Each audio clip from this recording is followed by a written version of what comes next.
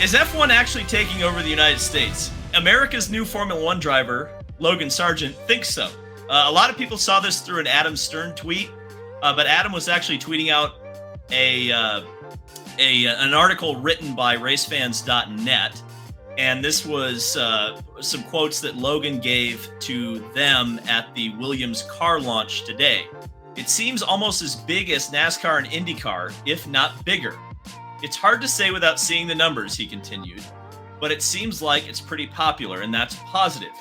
Obviously, there's a lot of diehard IndyCar and NASCAR fans who don't always like it, said Sargeant, but I think with the way the sport is going in America, it will, if it's not already, be the biggest here shortly. How do we feel about what Logan Sargeant has said? He's absolutely right. He's so right. Ooh. They're taking over. What? So tell me, what is every series in America, every racing series on the planet? What has been their mission for over 10 years now? What do they want? A drive to survive. What audience are they trying to attract? The younger audience. Yes. What has F1 done? Got the younger audience. In fact, yes. I have brought a prop. I'm going to make a point here, Kyle. I called this Christmas, and I said it to you, F1 Christmas. Yeah. What did everybody get in their stocking? Well, it was too big for their stocking, but raise your hands in the chat if you got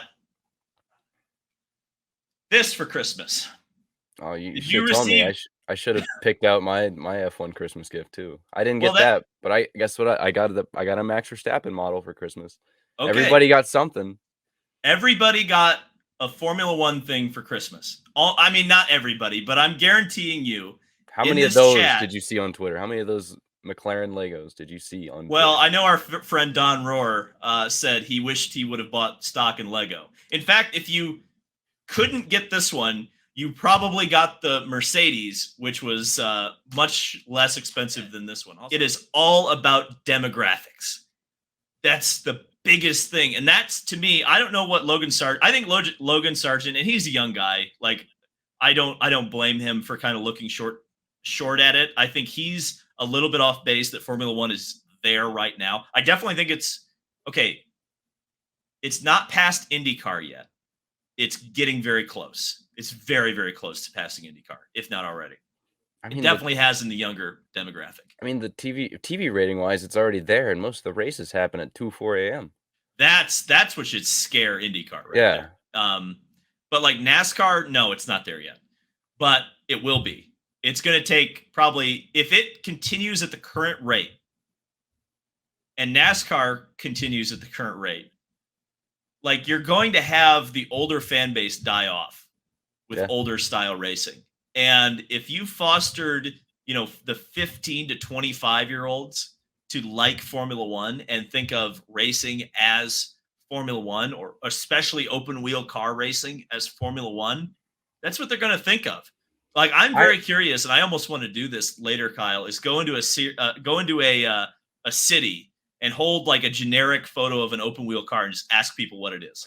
Let's see what they say. I disagree with you. I think F1 has passed IndyCar in the U.S. Maybe not in like the Midwest, but like virtually everywhere else. I guarantee you could go into my rule of thumb is you could go into any Walmart west of the Mississippi, Miami, anywhere in Florida. You could say, "Do you know what an IndyCar is, or do you know what F1 is?" If you showed them an IndyCar, they'd probably think it's an F1 car. So that tells me they have more people. I think the brand awareness is very high, but the Indy 500 is the thing that trumps everything, I think. Yeah. And frankly, like, if Formula One really wants to take over this country, and the reason I made that tweet earlier today about like Formula One needing an Indy 500 type event, I think that's the only, like, what are we going to all watch this weekend? The Super Bowl. American culture is all about big marquee events. And maybe that's Las Vegas. We don't know yet. But the thing is, I look at the Las Vegas Grand Prix and I say, what about this is going to look or feel different from any other Formula One race on the calendar? Racing on the strip. right? What's it gonna look like? It's good, but it's gonna have Aramco or whatever. It's gonna have all those stupid, dumb Yeah, Santander. It's you're gonna gonna look. see you're gonna see Singapore, but you're gonna know that that is Las Vegas, and it's a little bit different. I've been to No, Vegas. no, I no, know no, what no. I'm looking at, but Nah, it's gonna be different. it's no. It's gonna be Miami again.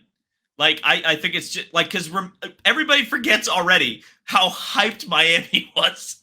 And is anyone looking forward to the Miami Grand Prix this year? No, because it was the same crappy track design that they always have, the big Aramco barriers everywhere. Here's the thing. Not only is there a big event missing for Formula 1, a big like must-see TV event for Americans to tune in for, but the other thing that's a big problem is that I think Americans really value open competition. And Formula one of the things that's going to hold it back in this country, in my opinion, is the fact that it is a very closed door society. There is Yeah, no chance of a scrappy quote unquote bump day story at any race in Formula One. The closest you got was this year at Interlagos with Kevin Magnussen and the Haas on the pole. But the chance of that happening at the key moment of the season, it's just so tough. And you know, when Michael Andretti has a hard time bringing Cadillac into Formula One, it's like, okay, yeah, what chance does anyone have to really connect past, you know, oh, Charles Leclerc, he's such a pretty handsome Monegasque boy. You know what I mean? Like yeah. that's the thing that's going to hold it back in the US, I think. That yeah, that's been one of the main problems with F1 is especially in this country, like you said, is it is very closed door. Like you've said to me before, like they don't want us. Like they're not Yep. there. They're not here for us, for actual racing fans. So they don't care because they don't. Yep. And that's why I keep saying like IndyCar has something. It just comes down to awareness and getting people to care. Like that I feel like IndyCar is more relatable to Americans than Americans even know because they don't know. Like it's just been so bad throughout the years that they don't even know what IndyCar is, but they know what F1 is. And they think the cars are really fast, they're really cool. They think the drivers are handsome and very skilled. So I mean, yeah, and it comes down to that. Well, but I think there's something very American. I mean, even though it is way less realistic now than it's ever been, if I won the lottery tomorrow, I could buy a next gen chassis, build my own motor, hire a driver, and go south to Daytona and enter the Daytona 500. I could somehow beg Honda or Chevy to give me a motor and go buy a Dallara and enter the Indianapolis 500. I cannot, even if I had the means, just building a Formula One car from the ground up does not mean that Formula One is going to let me go race it.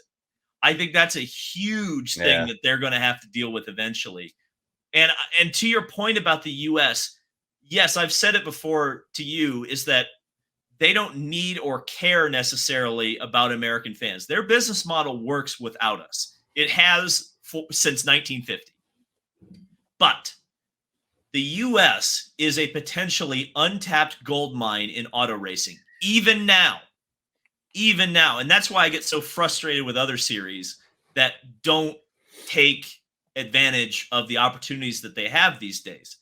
Is that, to me, if Formula One really got serious about it, I think they could, and I think they are beginning to get serious about it, completely take over the auto racing landscape in this country.